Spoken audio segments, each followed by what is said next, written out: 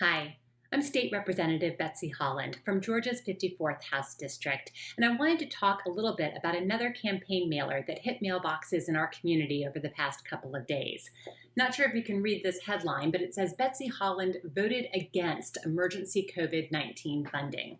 Then it goes on to list three issues: CARES Act funding, expanding COVID-19 testing, and funding the nutritional and pupil transportation programs.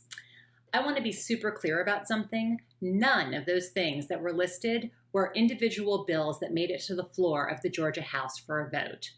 So how can my opponent say that I voted against them? Well, they were part of the state's omnibus budget, the entire budget for the state for the entire year. And as I've said multiple times, I voted against that budget. I felt that it made cuts that were far too deep to essential programs that Georgians rely on.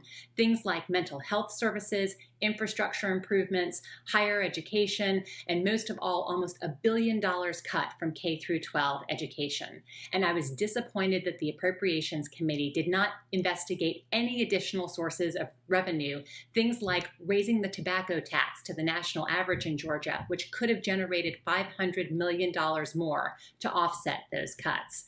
And don't worry, me voting against that budget never could have meant that Georgia would have gone without funding for programs in the future. The state legislature is required to stay put until we pass a budget for the state.